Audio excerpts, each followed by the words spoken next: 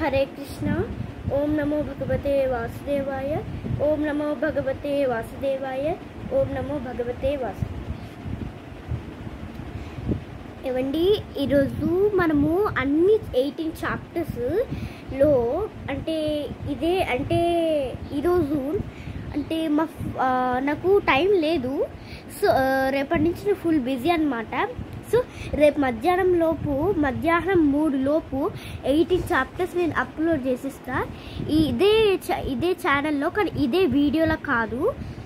సరే, హరే కృష్ణ. చూద్దాం.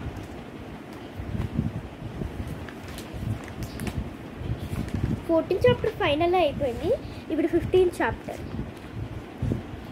15 చాప్టర్ యొక్క ఎక్రోనిమ్ ఏంటంటే HOME, హోమ్ అనే ఎక్రోనిమ్ ద్వారా 15 చాప్టర్ నేర్చుకుందాం. H ఇల్లు లేదా హోటల్, ఇల్లా లేదా హోటల్. O పై మళ్ళీ పై నేర్చుకోవడం, మళ్ళీ ఆస్వాదించడం.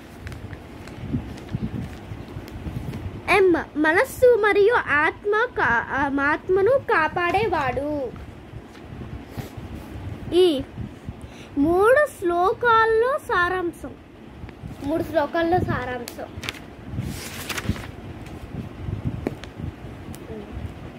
ఇప్పుడు తెలుసుకోబోతున్నాం.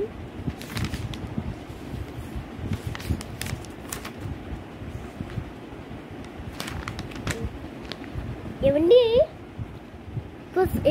మీరు ఫస్ట్ ఆఫ్ ఆల్ ఇల్లా లేదా హోటల్లో తెలుసుకో అండి. చాలామంది గాడ్కి ప్రే చేస్తారు, కానీ చాలా తక్కువ మందికి గాడ్ కనిపిస్తారు. అలా అని చెప్పి చాలామంది తిట్టుకుంటారు. చాలామంది గాడ్కి ప్రే చేస్తారు, కానీ తక్కువ మంది కనబడతారు. ఏమండి, ఫర్ ఎగ్జాంపుల్, చాలామందికి ఎగ్జాంపుల్ చాలా సూట్ అవుతుంది. ఎవరైనా మీకు పెద్ద రూమ్లో, పెద్ద ఏసీ, మంచి అపార్ట్మెంట్, మంచి ఏసీ రూమ్లో బెడ్ ఇచ్చి అక్కడ పడుకోమంటే మీకు నచ్చుతుందా? లేకపోతే ఫార్మింగ్ చేసి సంపాదిస్తూ అదేంటి మంచం అయితే ఉంటుంది, ఇలా లైన్స్ పెట్టి ఇలా ఉంటుంది కదండి, ఆ మంచం మీద ఆ చిన్న మంచం, దానికి పరుపు కూడా ఉండదు. ఆ మంచం మీద, ఆ చాప మీద పడుకోమంటే మీరు పడుకుంటారు? పడుకోరు కదండి. ఎంతమంది పడుకోరు? ఒకసారి నాకు కామెంట్ సెక్షన్లో చెప్పండి.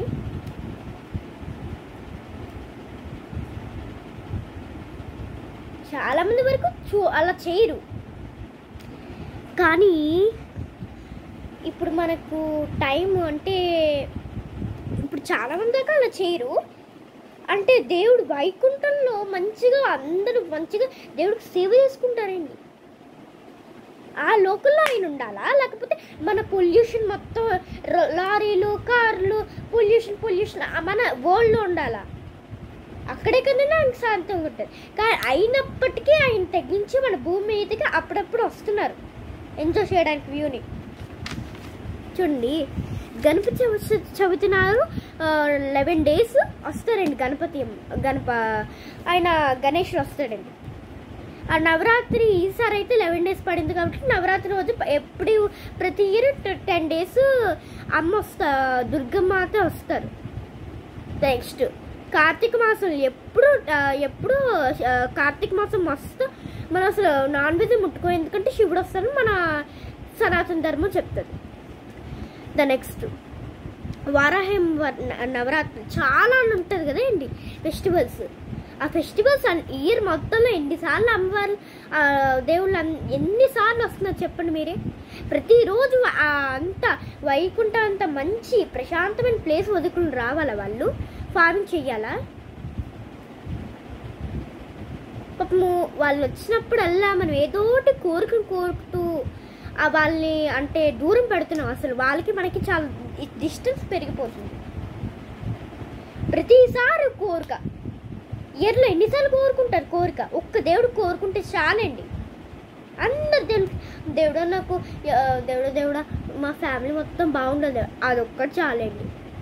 దేవుడు దేవుడు నాకు ఎంత బంగారం వచ్చింది, దేవుడు దేవుడు నేను పెద్ద ఇల్లు కట్టేసుకోవాలి, దేవుడు దేవుడు మా పిల్లలు మంచి ఫస్ట్ ర్యాంక్ వచ్చేది దేవుడా. ఎన్నిసార్లు అని కోరుకుంటామండి. పాపం వాళ్ళు వచ్చినప్పుడల్లా మనం వాళ్ళని డిసప్పాయింట్ చేస్తున్నాం, వాళ్ళకి మనకి దూరం పెంచుకుంటున్నాం. అది మంచిది కాదు కదండి. అలా అన్నమాట. నెక్స్ట్ ఇల్లు లేదా హోటల్ వైకుంఠం, ఇల్లు మనది, మన వరల్డ్, మన ఎర్త్. నెక్స్ట్ పై మళ్ళీ అని చెప్పుకున్నా కదా అండి. ఓతో పై మళ్ళీ అంటే పైన భగవద్గీత చదివి మళ్ళీ చదివితే ఎంత బాగుంటుందో కదండి. అసలు ఆ వచ్చే ఫీలింగే వేరబ్బా. పైన భగవద్గీత చదువుకోవచ్చు, మళ్ళీ వింటే ఎంత ఆస్వాదిస్తే ఎంత బాగుంటుంది. అదేంటి భగవద్గీత చాలా బాగుంటుంది.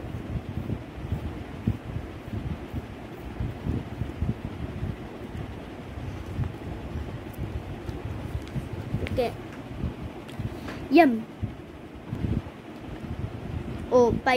మనస్సు మరియు ఆత్మను కాపాడేవాడు ఎవరో చాలా మందికి తెలిసి ఉంటుంది. ఆయనే భగవంతుడు. మీరు చాలా మంది అడగచ్చు డౌట్స్. గీతు మరి మనస్సు నువ్వు రాంగ్ అని చెప్పావు కదా ముందు వీడియోల్లో. మరి మనస్సు కూడా ఎందుకు దేవుడు సృష్టించాడు? మనల్ని కన్ఫ్యూజ్ చేయడానికి అంటే ఎగ్జాక్ట్లీ కన్ఫ్యూజ్ చేయడానికి. మనసు మంచిది కాదు, ఆత్మ మంచిది. ఈ రెండింటిని మనం భగవద్గీత ద్వారా తెలుసుకోవచ్చు. కాబట్టి భగవంతుడు ఇలా సృష్టించాడండి. అంటే రెండు దారులు చూపిస్తాడు భగవంతుడు. ఒకటి నరకం, ఒకటి మోక్షం. రెండిట్లో దేనికి వెళ్తారు? అందరూ మోక్షాన్ని సెలెక్ట్ చేసుకుంటారు. కానీ మోక్షం రావాలంటే అంత ఈజీ కాదండి. అన్ని పుణ్యం చెందిన పనులే చేయాలి, తెలుసా అండి. నరకానికి 100%లో 99 పీపుల్ మొత్తం స్వర్గానికి వెళ్ళడానికి ట్రై చేస్తారు. నరకానికి అసలు వెళ్ళడానికి అసలు ట్రై చేయరు, తెలుసా అండి. సో మనస్సుని అంటే అది టెస్ట్, దేవుడు మనకు పెట్టిన టెస్ట్ మనసు అనేది. ఆ టెస్ట్లో మనం పాస్ అయితే మనం వైకుంఠానికి వెళ్ళిపోతాం. ఆ టెస్ట్లో మనం పాస్ అవ్వకపోతే నరకమే, డైరెక్ట్గా నరకమే. ఆ టెస్ట్లో పాస్ అవ్వాలంటే అంత ఈజీ కాదండి. ఈ యుగాలన్నిటిలో, త్రేతాయుగం అన్ని యుగాల్లో 4 మంది మాత్రమే వెళ్ళారండి వైకుంఠానికి. వాళ్ళు ఎవరో తెలుసా అండి? కృష్ణ భక్తులు కాదు, రామ భక్తులు కాదు, ఎవరు కాదు. అసలు వాళ్ళంటేనే ఎవరికి తెలియని వాళ్ళు చాలా మంది వెళ్ళారండి. 4 మంది తప్ప ఇంకా 5th మెంబరు మనమే అవ్వాలి. 4 మంది వెళ్ళాం కదా, 5th మెంబర్ మాత్రం మనమే అవ్వాలండి. అంత గట్టిగా ఈసారి భగవద్గీతని ప్రాక్టీస్ చేయాలి.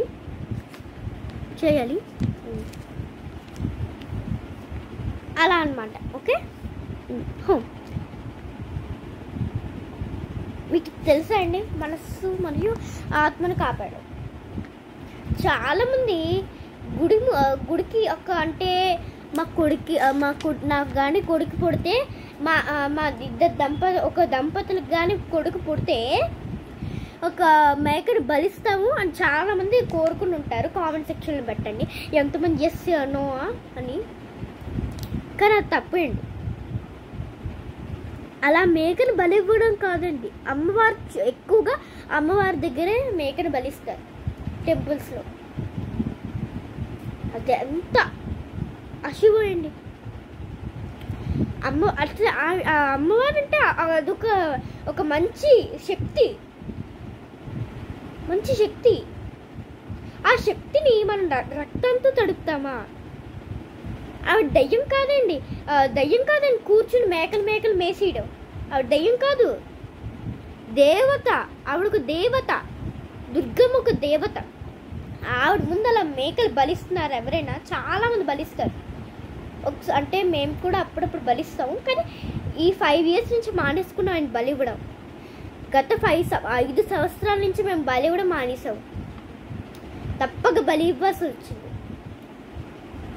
నేనైతే మీకు తెలుసండి, అందరు నవ్వుతారు దీని కానీ చెప్తే, నేనైతే నా చిన్నప్పుడు ఇంత 5 సంవత్సరాల చిన్న కుట్టిని అంటే అప్పుడేమో నేనేమో అదేంటి ఒకటి నాకు తెలియని వయసులో నాకు ఒకటి కోరేసుకున్నానండి. దేవుడా నాకు తమ్ముడు అంటే చాలా ఇష్టం అండి. మా తమ్ముడితో ఆడుకోవడం అంటే. సో నా చిన్నప్పుడు నాకు తమ్ముడు పుట్టాలని కోరుకున్నాను. బాబోయ్ ఎన్ని గుళ్ళు చుట్టూ తిరిగాను తెలుసా అండి మీకు. నేను అప్పుడు ఇంత పిల్లలు ఉంటాను, నేను ఎన్ని గుళ్ళు చుట్టూ తిరిగాను, ఎన్ని గుళ్ళు చుట్టూ ప్రదక్షిణలు చేశానో నాకే తెలియని వయసు అది. ఆ వయసులో దేవుడా ఒకవేళ నాకు కానీ మంచి తమ్ముడు పుడితే, మా మమ్మీ నుంచి మంచి తమ్ముడు పుడితే నాకు నేను నీకు మేకను బలిస్తానని నాకు తెలియని వయసు కోరేసుకున్నాను. అలా అని మా మమ్మీకి చెప్తే మా మమ్మీ డాడీ వాళ్ళు మేకను బలిచ్చేశారు. అక్కడితో సమాప్తం. అప్పటి నుంచి నాకు అర్థమైందండి అలా బలి ఇవ్వకూడదని.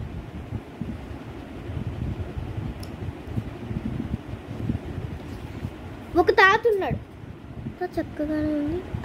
ఆ తాతకి అంత చక్కగానే ఉందండి, అంత చక్కగానే ఉంది. సరే ఇది వదిలేద్దాం. ఇల్లు లేదా హోటల్ గురించి మాట్లాడుకుంటున్నా. దాని ఎగ్జాంపుల్ ఇప్పుడు ఒక తాత ఉన్నాడు, అంత చక్కగానే ఉంది. తనకి పిల్లలు అందరూ ఏ ప్రాబ్లం లేదు, ఎవరికి అప్పులు పాలవ్వలేదు, పిల్లలకి సమస్యలు లేవు, పిల్లలు చాలా బాగా చదువుకుంటున్నారు, దంపతులు కూడా చాలా అన్యోన్యంగా ఉన్నారు, అంతా అయిపోయింది. అప్పుడు తాత ఏమో చాలా మొత్తం ముసలివాడు కాదండి, 60 years ఉంటాడు అనుకుంటా తాత. వాళ్ళ ఫ్రెండ్ కూడా 60 years సేమ్. అప్పుడేమో వాళ్ళ ఫ్రెండ్ వచ్చి ఆ తాతను అడుగుతారు అనమాట, తాతయ్య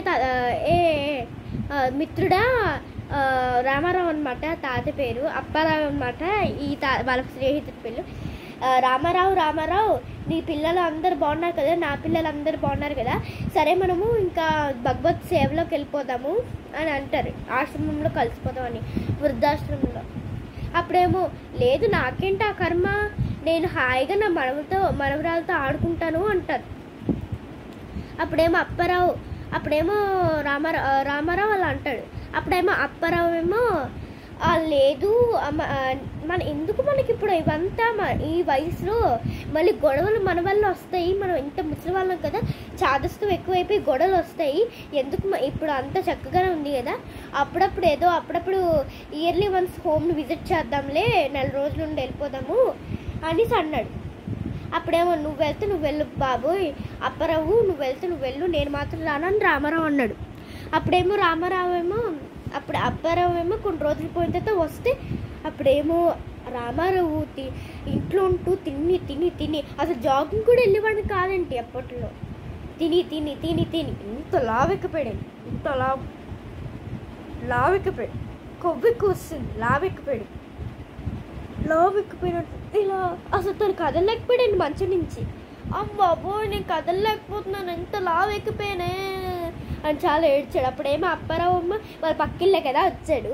అప్పుడే ఏమైంది రామారావు ఇలా అంటున్నా అంటే, అప్పారావు చాలా ఎక్కువ తినేసి ఇలా అన్నాను అప్పారావు, అసలు లెగ్గలేకపోతున్నాను లేపంటే అప్పారావు ఎముకలు ఇరిగిపోయండి. ఇక్కడ మండలు ఉంటాయి కదా, అవి ఇరిగిపోయింది అసలు లేపలేక. అప్పుడేమో ఇప్పటికైనా రారా బాబోయ్, అందుకే చెప్పాను అప్పుడు మన భగవత్ సేవలో అప్పుడే చేసుకుంటే బాగుంటుంది కదా, కనీసం ఇప్పటికైనా రియలైజ్ అయ్యి రా అంటే, అప్పుడేమో ఏమన్నాడు తెలుసా అండి అప్పారావు.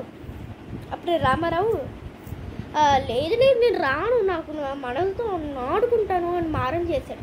అప్పుడేమో సరేలే నేను నీ ప్రాణమైన మిత్రుడిని కదా, ఒక పని చేసి పెడతావా నాకు అని అంటాడు.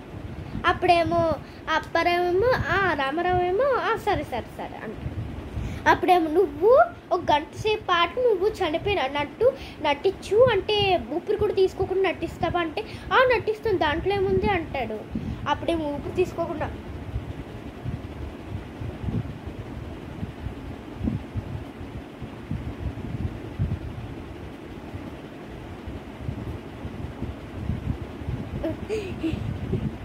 ఇలా ఉంటాడే. అప్పుడేమో రామారావు ఏమో అప్పుడేమో అప్పారావు ఏమో అయ్యో వాళ్ళ ఇంట్లో వాళ్ళని అందరినీ పిలిచి చెప్తాడు, అమ్మో బాబోయ్ మా రామారావు చనిపోయాడు, మా రామారావు చనిపోయాడు, మా రామవాడు చనిపోయాడు.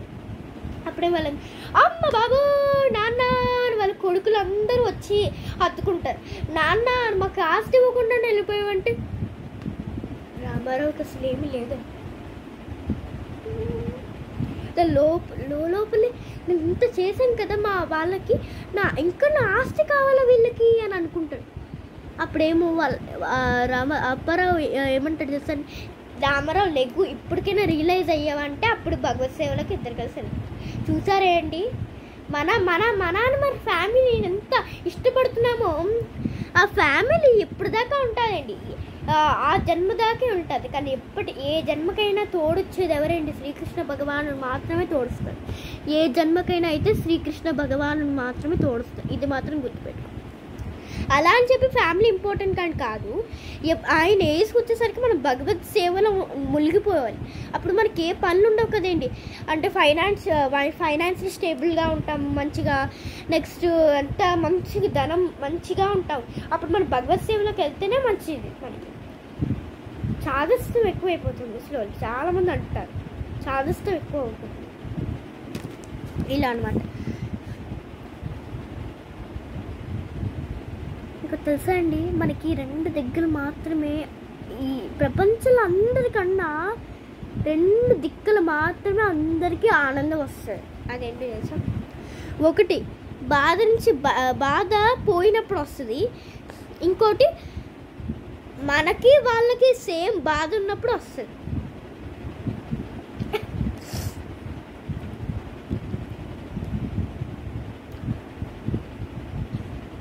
సరే అండి, ఎంత చెడ్డది మీకు తెలుసండి. చెప్పాలి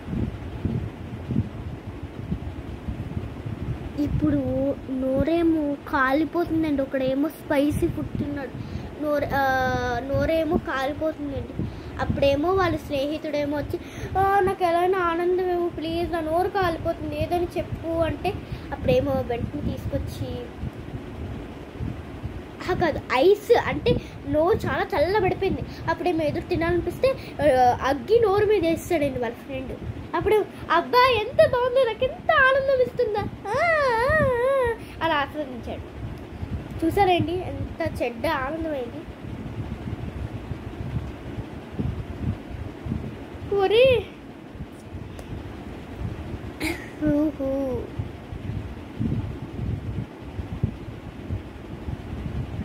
ఒరే అసలు వాళ్ళ స్నేహితులేమో ఒరే అసలు నీకు ఎలా ఆనందం వస్తుంది, నేను అగ్గేసాను కదా అంటే నా పక్కనోడు దగ్గర కూడా అగ్గింది కదరా వాళ్ళ టంగ్ మీద, నాకు ఇప్పుడు పర్లే అని ఎంజాయ్ చేశాడు అనమాట. అప్పుడేమో వాళ్ళ స్నేహితులు ఎలా ఫీల్ అయ్యి ఉంటే ఊహించలేదు అసలు ఇలా అవుతుంది, అలా ఫీల్ అయ్యాడు అనమాట. సో నెక్స్ట్ ఇప్పుడు అయిపోయింది. నెక్స్ట్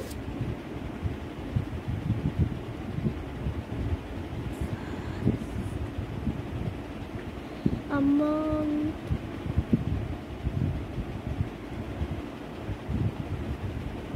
మనము హరే రామ హరే కృష్ణ అని ఇక్కడ మనం అనుకుంటున్నాం కదేండి. వైకుంఠంలో దేవుడు అమ్మ బాబు వాళ్ళందరూ పండగ చేసుకుంటారండి తెలుసా. అప్పుడేమో బ్రహ్మపుత్రులు వచ్చి ఎందుకు పండుగ చేసుకుంటున్నారు, ఇంకా వాళ్ళు మీ దగ్గరికి రాలేదు మీ భక్తులు అంటే వచ్చేస్తానులే అయ్యా అని అంటారు. ఎప్పుడైతే మనం వైకుంఠ లోకల్లో జస్ట్ ఇలా కాలు పెట్టి ఇలా ఎంటర్ అవుతామో అప్పుడేమో ఆయన సింహాసనం వదిలేసి మరి మనం హక్ చేసేసుకుంటాడు. అంత ఇష్టమైన భగవంతుడు మన సంతానం కదండి. ఫర్ ఎగ్జాంపుల్ తల్లి బిడ్డ కోసం వెతుకుతుంది, ఆయన చాలా జన్మల దాకా ఆయన చాలా రోజుల దాకా తప్పిపోయాడు. అప్పుడు ఒకేసారి వస్తే ఎన్ని స్వీట్లు చేసి పడుతుందండి మన కోసం. స్వీట్లు పలహారాలు అన్నీ మనకి ఇష్టమైన ఐటమ్స్ అన్నీ చేస్తారు కదా. హాస్టల్ నుంచి వస్తే బాబు ఎన్నాళ్ళకి నా బిడ్డ తిరిగి వచ్చాడు అని ఆనందంలో. అదే సేమ్ ఆనందం భగవంతుడికి మన మీద ఉంటుందండి, సేమ్ ప్రేమ. కానీ ఆయన కఠినంగా ఉండాల్సిందే, ఎందుకంటే కఠినంగా లేకపోతే మనం బాగుపడమని ఆయన భయం. ఇప్పుడు ఆయన భయం తొలిపి కర్మయోగం ఇదేంటి ఏ యుగం ఏంటి కర్మయోగం ఉందా కలికి అవతారం కలికాలం కదండి. ఈ కలికాలం మొత్తంలో రామకృష్ణ మొత్తం దేశం మొత్తం కాదండి, ఈ వరల్డ్ నిండిపోవాలని నా ఆశ. అప్పుడు కలికి అవతారం ఎత్తుతుంది, కానీ బ్యాడ్ పీపుల్ సంహరించడానికి ఎత్తుతుంది రండి. ఒకసారి షేర్ నాకు అసలు ఈ ప్రపంచం మొత్తం మన అంటర్లోకి వచ్చేది రామకృష్ణ అని అనుకోలేండి. అదే నాకు మంచి ఆనందం ఇస్తుంది. ఎన్ని కోట్లు ఇచ్చినా అదే మంచి ఆనందం అండి మనకి, అలా అన్నమాట. సరే, ఈ చాప్టర్లో మళ్ళీ కలుసుకుందాము. హరే కృష్ణ. ఓం నమో భగవతే వాసుదేవాయ. ఓం నమో భగవతే వాసుదేవాయ. ఓం నమో. మళ్ళీ ఇప్పుడు ఇంకొక గంటలో కలుసుకుందామండి. సరే, కామెంట్లో ఖచ్చితంగా పిన్ చేయండి నేను చెప్పింది.